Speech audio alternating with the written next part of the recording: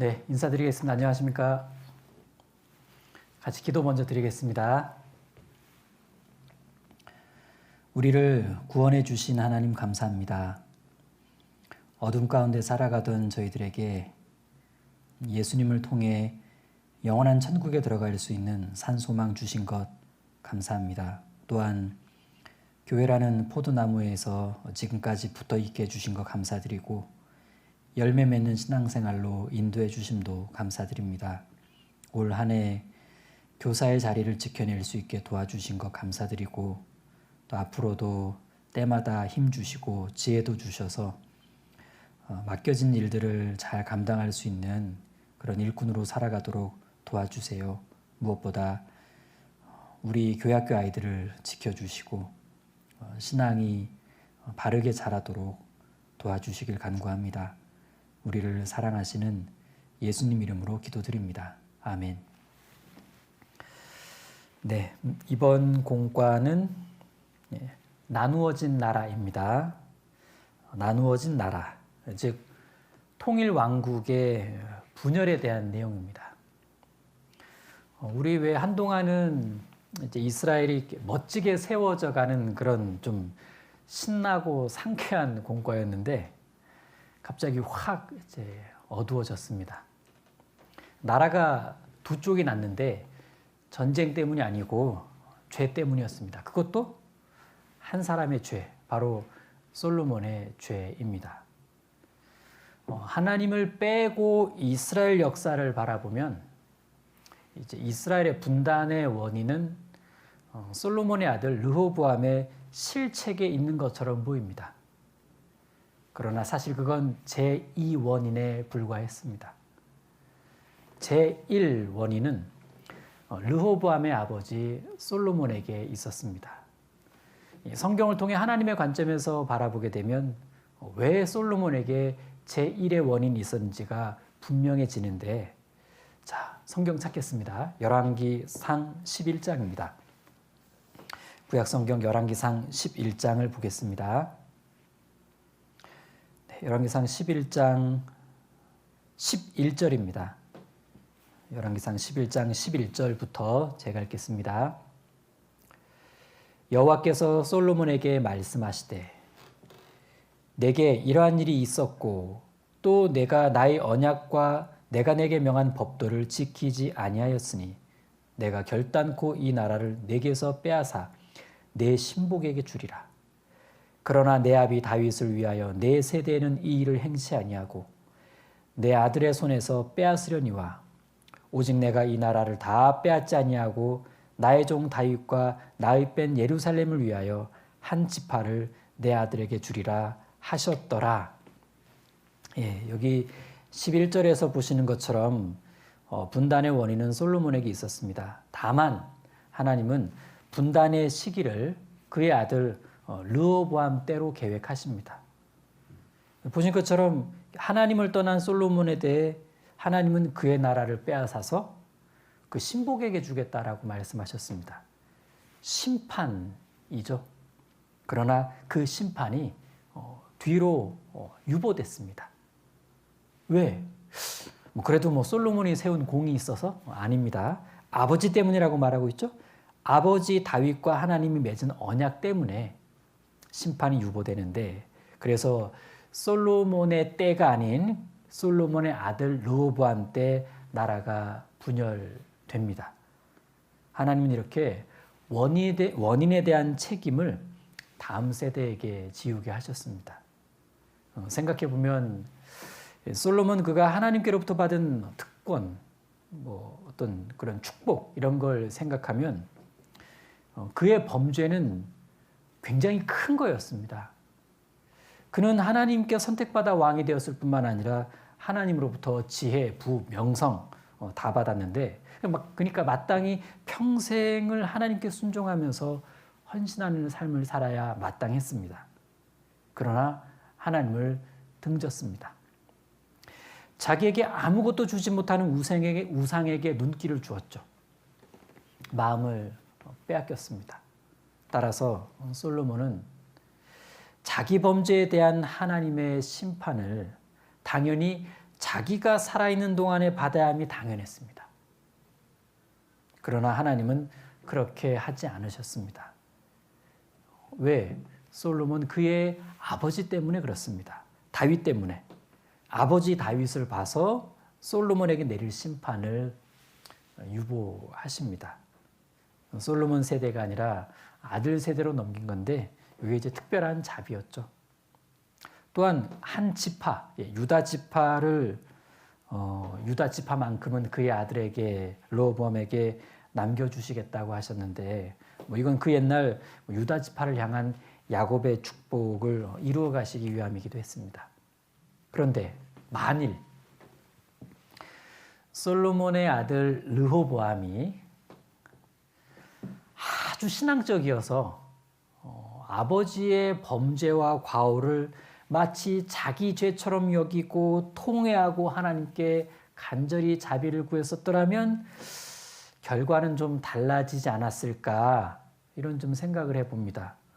비록 작정된 심판이었어도 진심으로 회개하는 자에게는 하나님이 어떻게든 또 자비를 베풀어 주시지 않았을까. 그런데 안타깝게도 르호보암에게는 그런 신앙이 없었습니다. 이번엔 솔로몬 이야기로 들어가 봅니다.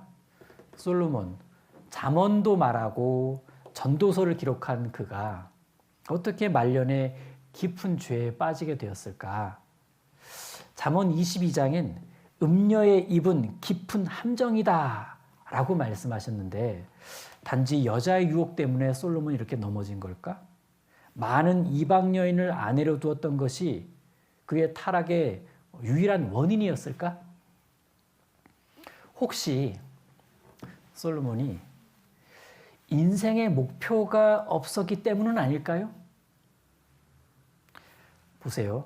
건축할 거 다 건축하고 그야말로 태평성대 중에 태평성대가 계속되고 모든 백성과 모든 나라가 다 자기를 존경하고 막 찾아오니까 새로운 목표랄 것이 없었을지도 모릅니다. 솔로몬은 신앙과 관련한 새로운 목표를 안 만들었던 것 같아요. 어떤 그 정점이란 곳에 있을 때의 함정, 그게 바로 이제 이런 겁니다. 새로운 목표의 부재. 평안한 건 좋은데 그 평안함 속에서 새로운 목표 없이 그냥 현재에 안주하고 있을 때 그땐 뭐가 다가올까요? 마귀의 유혹이 다가옵니다. 늘 내 주변을 기웃거리면서 호시탐탐 기회를 노리고 있는 그 마귀는 이제는 두 다리 쭉 뻗고 있는 나에게 그동안 그토록 치밀하게 준비했던 유혹의 시리즈들을 티 안 나게 별 문제가 없을 거라는 안심이 들도록 하나씩 내 앞에 풀어 놓을 겁니다. 자, 솔로몬에게도 그랬는데 그렇게 솔로몬은 이미 다가와 있는 유혹거리들 그걸 보면서도 몰랐던 것 같아요. 자, 11장 1절 다시 보시면 일단 11장 앞에 있는 10장 전체가 한마디로 솔로몬 왕국의 정점입니다. 그런데 11장에서 급반전하는데 1절 보시면 솔로몬 왕이 바로의 딸 외에 이방의 많은 여인을 사랑하였으니 곧 모압과 암몬과 에돔과 시돈과 헷 여인이라.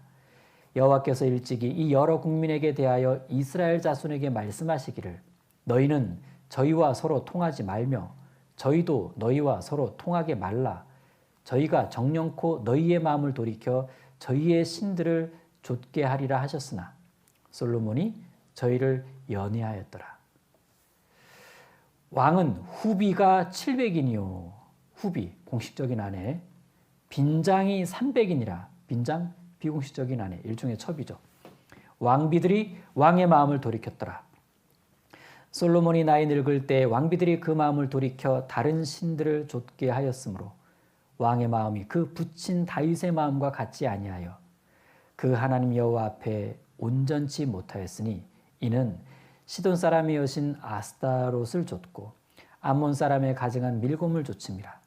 솔로몬이 여호와의 눈앞에서 악을 행하여 그 붙인 다윗이 여호와를 온전히 좇음같이 좇지 아니하고 모압에 가증한 그 모스를 위하여 예루살렘 앞에 산당을 지었고 또 암몬 자손에 가증한 몰록을 위하여 그와 같이 하였으며 저가 또 이족 후비들을 위하여 다 그와 같이 한지라. 저희가 자기의 신들에게 분향하며 제사했더라. 솔로몬이 마음을 돌이켜 이스라엘 하나님 여호와를 떠남으로 여호와께서 저에게 진노하시니라. 여호와께서 일찍이 2번이나 저에게 나타나시고 이 일에 대하여 명하사 다른 신을 좇지 말라 하셨으나 저가 여호와의 명령을 지키지 않았으므로 여호와께서 솔로몬에게 말씀하시되 내게 이런 일이 있었고 또 내가 나의 언약과 내가 내게 명한 법도를 지키지 아니하였으니 내가 결단코 이 나라를 내게서 빼앗아 내 신복에게 주리라. 자, 긴 구절을 읽었는데요. 솔로몬은 왕이 되었을 때 하나님께 지혜를 구했습니다. 그래서 하나님은 주셨어요. 그런데 말년에 그에게 남은 건 지식뿐이었습니다.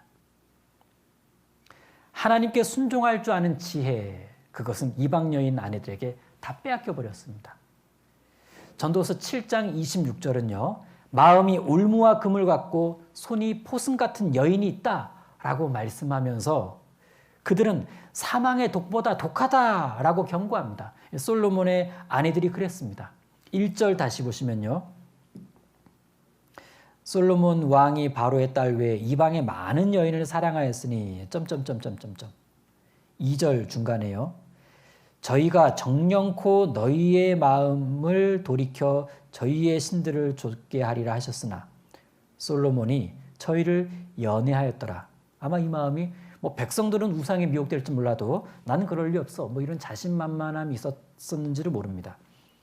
3절 왕은 후비가 700, 빈장이 300이니라. 왕비들이 왕의 마음을 돌이켰더라. 처와 척, 공식 비공식 합쳐서 아내가 1000명이었는데 자, 이 1000명이 한 명 한 명씩 하루하루 솔로몬의 마음을 0.2도씩 아주 조금씩 바꾸어 놓았습니다. 그러자 마침내 견고한 바위일 것만 같았던 솔로몬의 마음도 180도 바꾸는데 성공합니다. 여기 3절 끝에처럼 왕비들이 연합했죠. 왕비들이 왕의 마음을 가로 열고 180도 가로 닫고 돌이켰더라. 즉 솔로몬 같은 사람에게는 방금 말한 이 조금씩이라는 방법이 먹혔던 거예요. 가랑비에 옷 젖듯 말이죠. 한편 마귀는 자기 주특기인 그 인내심을 가지고 이 솔로몬을 넘어뜨리는 것을 포기하지 않았던 겁니다. 긴 시간을 투자했고 한결같이 노력했습니다. 조금씩.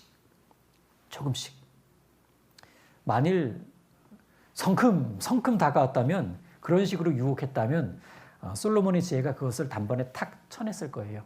어디 그러면서. 하지만 워낙 티가 안 나게 조금씩 이렇게 밀고 들어왔기 때문에 솔로몬은 경계심을 갖지 않았던 것 같습니다. 그리고 여기 1절에 이방의 많은 여인을 사랑했다. 2절 끝에 저희를 연애하였다. 이 말씀과 어디를 같이 볼 거냐면 여기 접으시고요. 열왕기상 3장 3절입니다. 지지난 공과입니다. 3장 3절을 보시면 3장 3절을 보시면요. 보세요. 솔로몬이 여호와를 사랑하고 그 붙인 다윗의 법도를 행하되. 다시. 솔로몬이 여호와를 사랑하고. 그러니까 솔로몬이 하나님을 사랑했던 것은 사실입니다. 그러나 나중에 그 사랑의 대상이 바뀌었죠. 다시 11장 와서 1절 보시면 이방의 많은 여인을 사랑했다. 저희를 연애했다. 솔로몬이 하나님을 미워한 것은 결코 아니었습니다. 그저 하나님보다 더 사랑하는 대상이 생긴 겁니다. 신앙의 성패는 누구를 더 사랑하느냐에 달려있는 것 같아요. 하나님을 더 사랑하느냐, 그 이외의 것을 더 사랑하느냐. 요한일서 2장 15절은 당부합니다. 이 세상이나 세상에 있는 것들을 사랑치 말라. 누구든지 세상을 사랑하면 아버지의 사랑이 그 속에 있지 아니하니 이렇게 말씀하시면서 특별히 육신의 정욕을 사랑하지 말 것을 당부했습니다. 솔로몬은 하나님을 사랑하던 신앙에서 육신의 정욕, 이방 여인을 사랑하는 쪽으로 타락해 갑니다. 심각한 불신앙이었죠.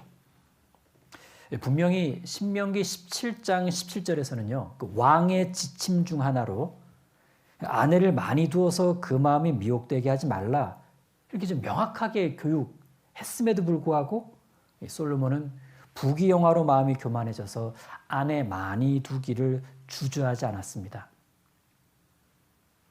하나님 말씀을 경홀히 여긴 겁니다. 그런 그에게 하나님의 지혜가 역사할 리 없었겠죠. 자, 4절을 보시면요. 4절. 솔로몬의 나이 늙을 때의 왕비들이 그 마음을 돌이켜 다른 신들을 좇게 하였으므로 왕의 마음이 그 부친 다윗의 마음과 같지 아니하여 그 하나님 여호와 앞에 온전치 못하였으니. 저기 늙은 솔로몬 앞에 보세요. 젊은 아리따운 왕비들이 막 이제 꿀을 떨어뜨리는 말과 행동으로 솔로몬을 유혹합니다. 구워 삶아요. 그들의 유혹과 요청은 솔로몬에겐요, 막 거절할 수 없는 절대적인 명령처럼 느껴졌을 거예요. 그런데 여기 4절에서 개인적으로 새삼 묵상되는 부분이 있었는데요. 여기 솔로몬의 나이 늙을 때 이 부분. 나이 늙을 때, 솔로몬의 나이 늙을 때. 아마 솔로몬, 우리 왜 젊었을 때는요, 제법 실력 있는 신앙생활 할 수 있습니다. 뭐 말씀에 대한 이해도 빠르고 감각도 좋고 마음만 먹으면 듣기, 읽기, 묵상, 암송 이런 거 제법 해낼 수 있습니다.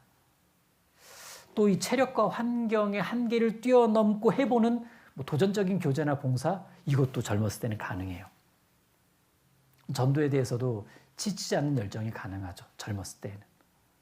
그런데 나이가 제법 들었을 때는 좀 다를 수 있어요. 과연 그리스도인은 세월이 흘러 나이 들어 늙었을 때 교회 앞에 어떤 신앙으로 다 이제 서 있어야 할까? 우리 각자는 어떠한 모습으로 나중에 교회 앞에 딱 서 있게 될까? 열심히 신앙생활하던 그 과거가 무조건 노년의 신앙생활을 보장해 주는 것은 아니잖아요. 나이와 상관없는 그 어린아이 같은 마음으로 항상 주님 앞에 서 있어야 어린아이 같은 보살핌을 평생 받을 수 있지 않겠습니까?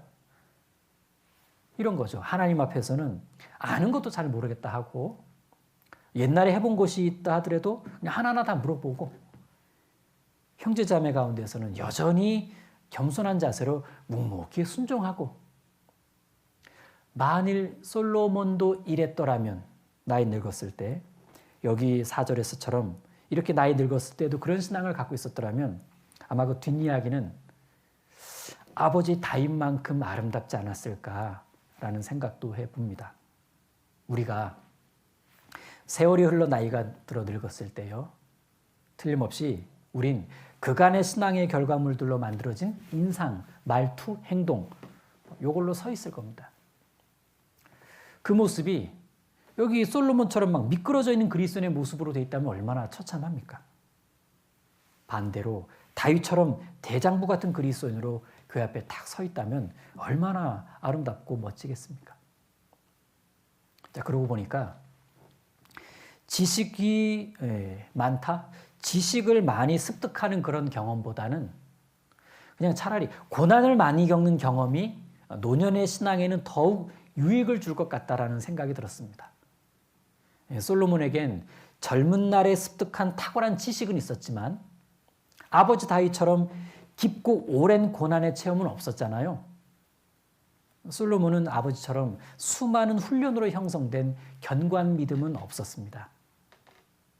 그렇구나. 이게 지식만으로 견고한 믿음의 사람이 될 수는 없겠구나. 이런 교훈을 받아봅니다. 그래서 나이 들은 솔로몬을 마귀가 어느 날부터 조금씩 흔드니까 이게 흔들리더라라는 거예요. 견고한 믿음이 형성이 안 돼 있어서. 4절은 이렇게 말씀하잖아요. 4절 중간에 왕의 마음이 그 붙인 다윗의 마음과 같지 아니하여. 예. 자, 우린 솔로몬의 노년과 또 솔로몬의 노년의 믿음과 아버지 다윗의 노년의 믿음이 왜 근본적으로 달랐는지를 이해할 수 있게 됩니다. 갈라디아서 5장엔 성령의 9가지 열매를 소개하고 있죠. 그 마지막 열매가 무엇입니까? 절제예요. 성령의 열매는 사랑으로 시작하는데, 자, 솔로몬은 하나님을 사랑하고 백성을 사랑하는 쪽으로는 시작은 너무 좋았습니다. 사실이에요. 근데 마지막 열매, 자기 절제를 이루지 못했습니다. 절제의 대상 중 하나가 욕망입니다. 대표적인 육신의 욕망이 바로 성적 욕망인데 솔로몬이 실패했던 이 절제, 그러나 요셉은 승리했던 이 절제. 요셉의 비결은 자기가 늘 하나님 앞에 있다라는 신전의식이었는데 솔로몬의 안타까움이라고 한다면 자신만만 아니었을까요? 자기 지혜를 너무 믿었던 것 같아요. 지식과 지혜의 교만함, 그걸 신경 써서 절제했었어야 했습니다. 한편 바울 사도는 가장 아끼는 제자 디모데에게 중요한 한 가지를 당부하면서 이렇게 말했죠. 청년의 정욕을 피하라 라고 당부합니다. 피하라, 즉 기회의 가능성조차 만들지 말라라는 거였습니다. 바울은 디모데가 유독 정욕에 약했기 때문에 이런 당부를 한 것은 아닙니다. 누구든 넘어질 수 있기 때문에 신신당부한 거예요. 우리에게 있는 그리스도인의 자유라고 하는 것은 결코 방종의 자유가 아닙니다. 절제하는 자유죠. 진리 안에서의 자유입니다. 고린도전서 9장 24절처럼 이기기를 다투는 자마다 모든 일에 절제한다라고 말씀합니다. 그건 승리를 향해 달려가는 그리스도인 앞에는 혹독한 절제의 훈련이 있을 거라는 걸 말합니다. 예, 신앙을 신앙답게 하자면 많은 몸부림이 필요한데 그 대표적인 몸부림이 절제의 몸부림입니다. 뭔가를 할 수는 있지만 그래도 절제하고, 먹을 수도 있지만 그래도 절제하고, 쉴 수도 있지만 그래도 절제하고, 뭔가 이렇게 살 수도 있지만 그래도 절제하고, 주님과 주님의 교회를 위해 뭔가를 절제함으로 나 스스로를 괴롭게 하는 그것, 이게 혹독한 훈련이에요. 베드로서 1장 6절에서는 베드로 사도는요, 자신도 주님 앞에 갈 날이 머지 않았다는 걸 직감하고는 신앙을 지키며 살아가는 성도들에게 뭘 더욱 힘써야 하는지를 말해주는데 그 중 하나가 지식의 절제를, 절제의 인내를, 절제였습니다. 절제. 안다고 다 말하고, 안다고 어디서나 말하고, 안다고 아는 척하고, 안다고 모르는 사람 무시하고, 그건 좀 아니죠. 지식은 절제할 수 있을 때 돋보입니다. 지식의 절제를. 절제된 지식은 겸손을 엿보이게 합니다. 우린 여러 모양의 그리스도인으로 이루어진 교회 안에 있습니다. 그 안에서 뭔가 이렇게 자제하는 것이 요구될 때가 제법 있어요. 하지만 보세요. 뭔가 이렇게 자제하는 것이 요구될 때가 많이 있는데 그렇다고 이런 걸 자제하는 건 곤란해요. 뭐 맡겨진 일을 열심히 하려는 것을 자제하려고 한다거나, 뭐 수고하는 것을 좀 자제하려고 한다거나, 그건 좋은 절제가 아니라 그냥 회피라 그러죠. 회피. 자, 여기 4절에서 한 가지 더 생각해 볼 것은 4절 중간에 그 하나님 여호와 앞에 온전치 못하였으니, 솔로몬의 마음이 이렇다는 얘기죠. 그 하나님 여호와 앞에 온전치 못하였다. 그건 이제 솔로몬이 하나님을 향한 그의 마음이 오로지 이게 안 됐다는 얘기예요. 이게 잘 보면 마귀의 기가 막힌 전략입니다. 오로지가 안 되게 하는 거. 자, 마귀는 처음부터 솔로몬의 마음을 바꾸는 확 바꾸는 이쪽이 아니라 마음이 분산되게 하는 쪽으로 목표를 세웠습니다. 그러니까 그 하나님을 향한 그 솔로몬의 마음을 하나씩 하나씩 빼가지고 다른 쪽으로 이렇게 분산시키는 거예요. 그렇게 계속하고 오래 하니까 가끔 솔로몬이 반대 방향으로 조금씩 살아도 크게 어색하지가 않더라라는 겁니다. 부담감도 별로 안 생기고 나름 어떤 여유도 생기는 것 같고 결국 이젠 아예 통 크게 그쪽으로 바꾸어 버립니다. 마귀가 우리의 마음이 하나님 앞에 온전치 못하게 하려고 쓰는 방법 중 하나가 바로 이 방법, 조금씩 분산시키는 거예요. 마침내 마음이 확 바뀐 솔로몬이 한 행동은 정말 가관도 아니었습니다. 6절 보시면 솔로몬이 여호와의 눈앞에서 악을 행하여 7절 모압에 가증한 그 모스를 위하여 예루살렘 앞산 감람산입니다. 감람산에 산당을 지었고 8절 끝에 저희가 자기의 신들에게 분향하며 제사하였더라. 하여튼 이 마귀의 조금씩이라는 이 방법은 솔로몬에게 점점 담대의 결과를 가져다 줍니다. 그 담대함으로 이제 이렇게 대담한 우상 숭배의 형태를 보이게 되는데 성전이 있는 예루살렘 그 앞 감람산에다가 코앞에다가 산당들 짓고 후비들이 마음껏 분향하고 제사하도록 이렇게 허락해 줬습니다. 솔로몬이 자기가 이렇게까지 할 거라는 거 한 번도 상상도 못했을 겁니다. 그런데 했잖아요. 선줄로 생각하는 자는 넘어질 거라 조심하라 라고 말씀하셨는데 애초부터 악은 모양이라도 버렸어야 했습니다. 그토록 신앙 좋고 지혜로웠던 솔로몬조차 훗날에 이렇게 타락한 것을 보게 되면 사단의 그 집요함과 치밀함의 위력을 새삼 확인하게 되죠. 그리고 왜 내가 왜 전신갑주로 무장하지 않으면 안 되는지에 대한 분명한 이유를 또 하나 발견하게 됩니다. 무장하고 있지 않으면 끝을 장담할 수가 없어요. 하나님은 솔로몬이 이런 식의 길을 가지 않도록 일찍부터 경계의 말씀을 주셨습니다. 9절 다시 보시면 솔로몬이 마음을 돌이켜 이스라엘 하나님 여호와를 떠남으로 여호와께서 저에게 진노하시니라. 여호와께서 일찍이 2번이나 저에게 나타나시고 이 일에 대하여 명하사 다른 신을 좇지 말라 하셨으나 저가 여호와의 명령을 지키지 않았으므로 9절에 가운데 있는 것처럼 여호와께서 일찍이 2번이나 저에게 나타나셨다. 그랬죠. 첫 번째 기브온 산당에서 1000번째 후 처음 나타나셨습니다. 성전과 왕궁 다 건축 마친 후에 2번째 나타나셨어요. 이때 하나님은 솔로몬에게 축복만 약속해 주신 것이 아니라 경고의 말씀, 저주의 말씀도 같이 주셨습니다. 특히 2번째 나타나셨을 때는 첫 번째 때보다 훨씬 더 강력하게 경고의 말씀을 주셨어요. 왜 그랬을까? 그건 솔로몬이 성전과 왕궁을 성공적으로 건축하고 뿐만 아니라 외교와 무역 이런 거에서 엄청난 빛나는 업적들을 막 이뤄냈기 때문에 자칫 교만이라는 함정에 빠질까 봐 그래서 더 강력하게 경고해 주셨습니다. 또 대외적인 활동이 워낙 많아서 이방인들과의 접촉이 잦다 보니까 혹시 우상 숭배 유혹을 받을까 봐 그래서 그 걱정에 더 강력한 경고를 해 주셨습니다.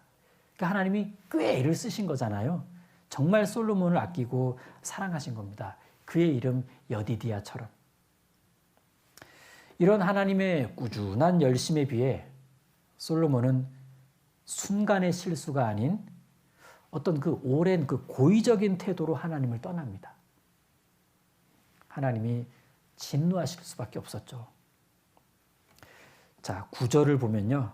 솔로몬이 마음을 돌이켜 하나님을 떠났다고 말씀하고 있는데 자, 몇 곳을 비교해서 살펴보면 이게 점진적인 과정이 있었구나 라는 걸 알 수 있는데 1절 솔로몬 왕이 이방의 많은 여인을 사랑하였으니 그 다음 어떻게 됐냐면 3절 왕비들이 왕의 마음을 돌이켰더라.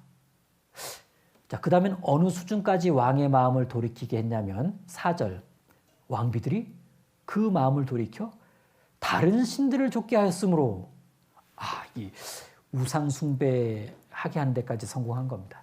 결국 그 다음에 어떻게 됐냐면 9절 솔로몬이 마음을 돌이켜 이스라엘 하나님 여호와를 떠남으로 아예 하나님 떠나게 하는 쪽으로 이제 성공을 한 겁니다.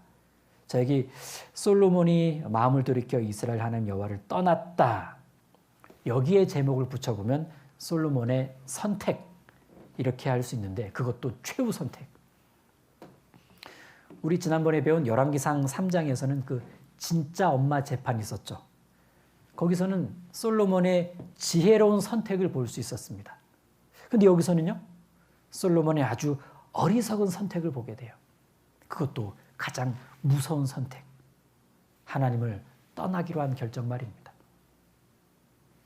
솔로몬이 하나님을 떠난 것은 지식의 부족 때문이 아니었어요. 하나님에 대해 잘 몰라서 하나님이 주신 약속을 잘 몰라서 아니면 좀 깜빡깜빡해서 그런 게 아니었다라는 얘기입니다. 솔로몬은 다 알고도 그런 선택을 한 겁니다. 아주 가끔은 교제를 떠나는 그리스도인들을 봅니다. 참 잘 신앙생활하고 있었는데 어느 날 결심하고 교회를 떠나요. 성경을 몰라서였을까요?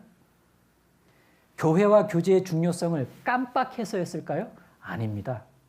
다 알아요. 왜? 다 배웠으니까. 오래 배웠으니까. 어쩌면 그 자신도 한때는 누군가에게 교제의 중요성에 대해 깊이 있게 권면해 주었을지도 모릅니다. 그런데 자기는 떠났어요. 순전히 자기 결정입니다.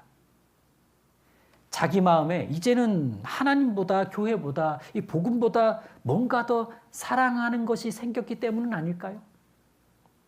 때로는 상처받아서 떠난다고 하지만 결과적으로는 틀림없이 자기 선택입니다.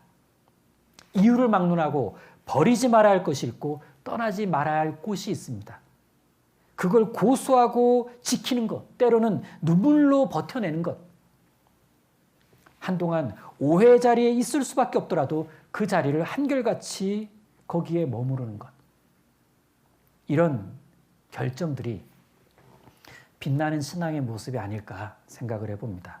자, 이제 진노하신 하나님은 솔로몬에게 이렇게 말씀하십니다. 11절 여호와께서 솔로몬에게 말씀하시되 내게 이러한 일이 있었고 또 내가 나의 언약과 내가 내게 명한 법도를 지키지 아니하였으니 내가 결단코 이 나라를 내게서 빼앗아 내 신복에게 주리라. 그러나 내 아비 다윗을 위하여 내 세대는 이 일을 행치 아니하고 내 아들의 손에서 빼앗으려니와 오직 내가 이 나라를 다 빼앗지 아니하고 나의 종 다윗과 나의 뺀 예루살렘을 위하여 한 지파를 내 아들에게 주리라 하셨더라. 자, 솔로몬은 하나님 앞에 훌륭하게 살았던 아버지 덕분에 아버지와 하나님의 관계 덕분에 심판의 유보라는 특별한 은혜를 받습니다. 혹 누군가는 이걸 두고 야 이거 특혜십이다. 아빠 찬스 아니냐. 이런 우스운 표현들을 생각해낼지도 모르겠네요. 그런데 이걸 알아야 됩니다. 결국에 솔로몬은요. 히브리서 11장 믿음장에는 이름을 올리지 못해요. 생각해 보세요. 생전에 이토록 놀라운 지혜와 업적, 그 화려한 명성에 비하면 그 개인에게 있어서는 믿음장에 이름을 올리지 못했다? 이게 너무나 가슴 아프고 수치스러운 결과입니다. 신령한 측면에서는 쓰라린 결과를 영원히 안고 가게 된 거예요. 자, 하나님은 솔로몬에게 그의 당대에 해당하는 세 가지 징계를 주십니다. 3대 대적을 일으키세요. 하닷, 르손, 여로보암. 14절을 보겠습니다. 11장 14절. 여호와께서 에돔 사람 하닷을 일으켜 솔로몬의 대적이 되게 하시니 저는 왕의 자손으로 에돔에 거하였더라. 저희 에돔 사람 하닷. 근데 성경은 특이하게도요. 이 하닷이라는 사람의 기가 막힌 인생을 쭉 아래 긴 분량으로 소개합니다. 굉장히 특이하죠. 예. 근데 잘 보면요. 그 내용을 읽어보면 이렇습니다. 이 하닷은 사실 솔로몬하고는 상관없는 사람이에요. 오히려 이 아버지 다윗과 그 다윗의 신복 요압과 악연이 있는 사람이거든요. 하닷은 그런데 우여곡절 끝에 어떻게 목숨을 건져가지고 마침내 애굽 왕의 처제 남편이 됩니다. 그런데 그렇게 그냥 잘 애굽에서 살고 있다가 어느 날 갑자기 에돔 땅으로 돌아와서 솔로몬의 대적이 돼요. 다윗 이후에 이스라엘의 통치를 받았던 이 에돔. 그런데 이 하닷이 돌아오고 나서는 독립운동을 일으킵니다. 즉 하나님께서 이 솔로몬의 대적이 되게끔 역사하신 거예요. 만일요. 솔로몬이 말년에도 하나님께 순종하며 살았다고 가정해 본다면은 아마 하닷은 솔로몬과 좋은 관계를 유지하고 있었을 겁니다. 뭐 충성했을지도 모르고요. 아니면 제일 좋은 시나리오는 계속 애굽에서 살고 있는 거예요. 아무튼 하나님은 틀림없이 솔로몬이 잘 살았다면 솔로몬에게 유리하게끔 이들의 역사를 이렇게 움직여 가셨을 겁니다. 보세요. 아버지 다윗이 하나님께 순종하던 시대에는 다윗이 에돔을 물리치게 하셨습니다. 그런데 불순종하는 솔로몬에게는 이 에돔이 대적이 되게 하셨어요. 즉 우리가 하나님 앞에 어떻게 살아가고 있느냐에 따라 상관없는 사람도 악연이 되게 해주시기도 하고 악연도 좋은 관계가 되게 해주신다. 이런 걸 교훈받을 수가 있습니다. 사람의 행위가 여호와를 기쁘시게 하면 그 사람의 원수라도 그로 더불어 화목하게 하시느니라. 두 번째 징계가 르손의 반란입니다. 르손 23절입니다. 11장 23절. 하나님이 또 엘리야다의 아들 르손을 일으켜 솔로몬의 대적이 되게 하시니 저는 그 주인 소바왕 하닷 에셀에게서 도망한 자라. 다윗이 소바 사람을 죽일 때 르손이 사람을 모으고 그때의 괴수가 되며 다메섹으로 가서 운거하고 거기서 왕이 되었더라.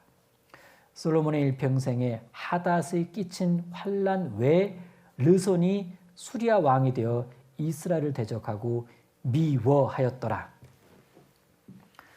자, 하나님은 솔로몬을 징계하실 때를 위해서 이 르손이 힘있게 성장하는 것을 허락하셨습니다. 다윗이 바른 신앙으로 이스라엘을 다스릴 때에는 르손이 이스라엘에게 굴복하게 하셨어요. 그러나 솔로몬이 불순종으로 하나님을 떠날 때에는 르손이 이스라엘을 괴롭히도록 하셨습니다. 자, 우리 주변에도 르손 있죠. 나를 이렇게 못마땅하게 여기고 나를 미워하는 르손 같은 환경이 있을 수 있습니다. 그들은 내가 신앙적일 때에는 내게서 좀 거리를 두고 내가 비신앙적일 때는 가까이 와서 괴롭혀요. 그러니까 하나님 르손 없애주세요 라고 기도할 게 아니라 하나님 제가 깨어있는 삶을 살게 도와주십시오 라는 기도가 맞을 겁니다. 적극적인 순종의 삶을 살아야 되겠다.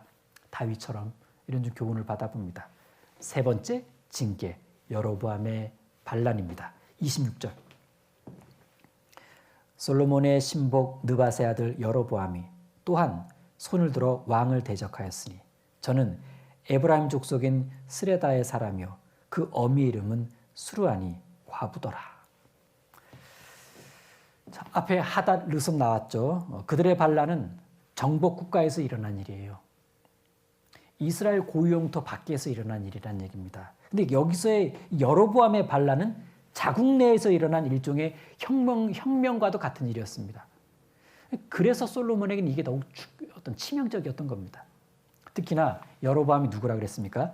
솔로몬의 신복. 이런 사람이 반란을 일으켰으니까 충격이 얼마나 컸겠습니까?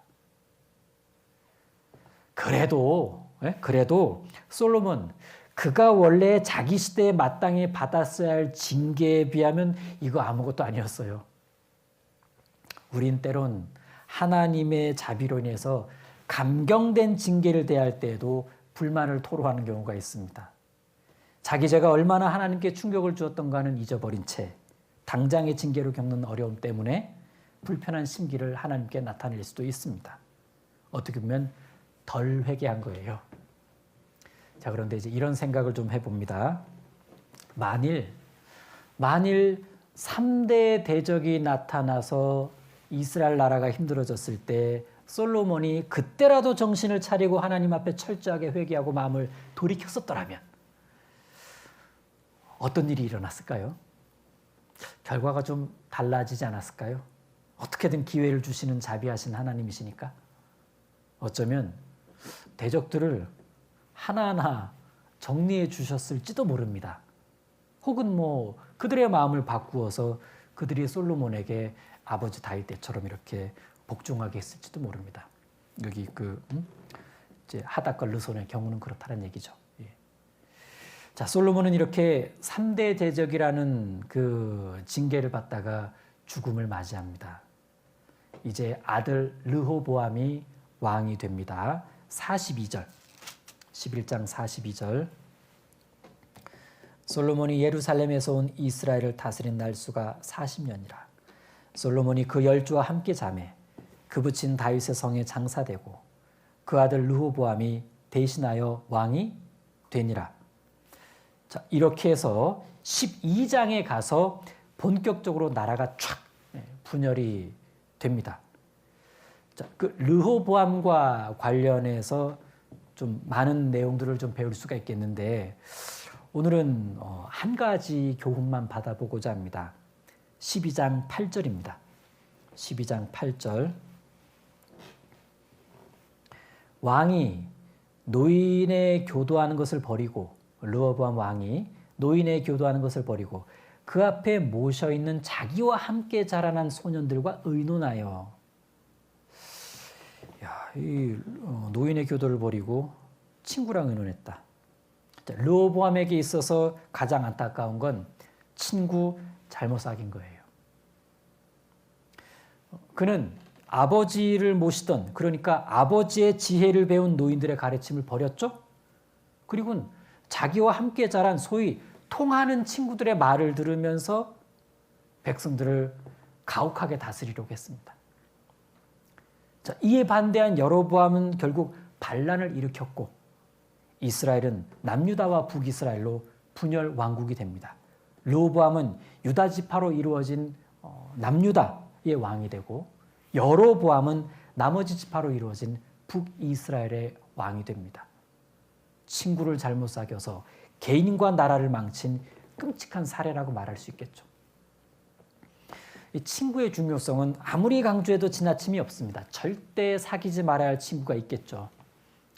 고린도전서 15장 33절에는 악한 동무들은 선한 행실을 더럽힌다라고 말씀합니다. 인생을 망치게 하는 친구들이 있다라는 거예요. 그 레위기 11장에 보면 부정한 짐승들 이야기가 나오잖아요.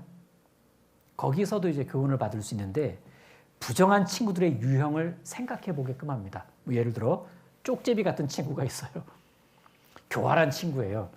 암놈 같은 친구 말합니다. 조심해야 됩니다. 쥐 같은 친구가 있습니다. 쥐 병원균을 옮기잖아요. 죄를 옮겨오는 쥐 같은 친구 조심해야 됩니다. 도마뱀 같은 친구가 있어요. 매끈매끈 반질반질합니다. 꿀 떨어지는 말로 되게 혼미하게 만들어놔요. 그런 친구 조심해야 됩니다. 또 어디든지 달라붙는 합계 같은 친구도 조심해야 됩니다. 또 칠면석척 카멜레온인데 신앙의 색깔이 일정치 않은 친구, 신앙이 분명치 않은 친구, 여기서 이 말 저기서 저 말, 이런 친구 좀 조심해야 되겠죠. 자, 정리를 해보겠습니다. 솔로몬은 신명기 17장에 나와 있는 왕의 지침서를 젊어서부터 배웠어요. 그 신명기 17장에 나와 있는 왕의 지침서 첫 번째, 형제 위에 교만하지 말 것. 그러나 솔로몬 그는 자신에게 주어진 그 능력과 명성으로 인해 교만해집니다. 자, 왕의 지침 두 번째. 왕 된 자는 매란다. 이 하는 따가닥 말. 왕 된 자는 말을 많이 두지 말 것. 그러나 솔로몬 그는 군사력 증강을 위해 애국과 조약을 맺고 무수히 많은 말을 들여옵니다. 자, 셋째. 왕 된 자는 아내를 많이 두어서 그 마음이 미혹되게 하지 말 것. 그러나 솔로몬은 1000명의 아내 품속에서 헤어나오지를 못했습니다. 왕의 지침서 네 번째. 왕이 된 자는 자기 자신을 위해 은금을 많이 쌓아두지 말 것. 그러나 솔로몬은 전도서 2장을 보게 되면 그가 얼마나 자기를 위해 은금을 많이 쌓아뒀고 얼마나 화려한 삶을 살았는지에 대한 고백이 나와요. 자, 우리 그리스도인에게도 그리스도인의 지침서라는 것이 있죠. 바로 성경입니다. 그래서 우리는 이 성경을 평생 가까이 해야 합니다. 자, 가까이 한다는 건 배운다는 겁니다. 배운다는 건 가르침대로 살아보는 걸 말하는 거고, 우리가 성경대로 살아보려고 애를 쓸 때 주님께서 도와주십니다. 살아보려고 해야 도와주세요. 앞서 행해 주시기도 하고 뒤에서 지켜주시기도 하고 지금 그때그때 필요한 지혜를 주시기도 합니다. 살아보려고 할 때 도와주십니다. 솔로몬은 시작은 훌륭했지만 나중은 처참하게 무너졌습니다. 아버지 덕분에 심판은 유보됐지만 3대 대적에게 시달리다가 생을 마감합니다. 아들 르호보암은 아버지의 가르침을 따르는 신하들을 배척해요. 자기 기분을 맞춰주는 친구들과 나라 정치를 같이 하면서 나라의 분열을 초래합니다. 나라 말아먹은 거예요. 다윗이 솔로몬에게 남긴 첫 번째 유언이 무엇입니까? 대장부가 되라 했습니다. 어쩌면 다윗은 순탄한 왕자의 삶을 살아온 솔로몬을 좀 걱정했는지도 모릅니다. 그의 일생을 하나님께 부탁하긴 했지만 과연 아들 솔로몬 그가 하나님께 붙어 있을지는 장담할 수 없는 일이었습니다. 모름지기 대장부란 견디고 이기고 버틸 때 대장부가 되죠. 거센 물결과 험난한 여정을 통과할 수 있어야 비로소 대장부가 됩니다. 그런데 솔로몬에게는 그런 기회들이 사실 거의 없었습니다. 아버지는 아들에게 부디 대장부가 되는 쪽으로 힘쓸 것을 당부합니다. 자신이 미처 아들에게 가르쳐주지 못했던 그 고난을 통해 배우는 신앙이라는 그 과목을 두고 아버지 다윗은 아들 솔로몬을 보면서 아쉬워했는지도 모릅니다. 야, 저 과목을 못 가르쳐줬는데. 자, 이제 우리가 감사할 일이 있죠? 그건 우리가 하고 있는 이 봉사가 일단 쉽지만은 않다라는 겁니다. 가끔은 우리가 이런 봉사를 할 수 있어도 이 교회학교 봉사가 매주 한다는 건 쉬운 일이 아니에요. 환경의 변화도 극복해야 되고 변수도 뛰어넘어야 됩니다. 더 간절한 마음으로 주님께 간구하지 않으면 우리는 이 교회학교 봉사의 지속성을 유지하기가 어렵습니다. 자, 아이를 잘 가르치고 잘 못 가르치고는 둘째예요. 중요한 건 우리가 이 만만치 않은 여건 속에서도 이 직분을 지속적으로 수행하고 있다는 겁니다. 다윗이 솔로몬에게 미처 가르쳐주지 못했던 그 고난을 통해 배우는 신앙, 그것을 우리가 이 교회 생활 속에서 특히 교회학교 봉사를 통해서 매주 어떻게든 해나가는 그 과정을 통해서 우리가 지금 잘 제대로 배우고 있는 중입니다. 기도하고 마치겠습니다. 하나님 감사합니다. 오늘 이스라엘이 왜 나라가 나뉘어지게 되었는지 살펴보았습니다. 또 우리가 마땅히 붙잡을 것을 끝까지 붙잡으면서 주님을 향한 우리의 마음이 나누어지지 않도록 도와주세요. 봉사를 향한 마음도 나눠지지 않도록 도와주시고 우리 아이들을 향한 마음도 잘 붙들어 주시기를 간구합니다. 한 해의 마지막을 지혜롭게 보낼 수 있도록 도와주시고 우리 각 가정을 지켜주시길 간구합니다. 우리를 사랑하시는 예수님 이름으로 기도드립니다. 아멘.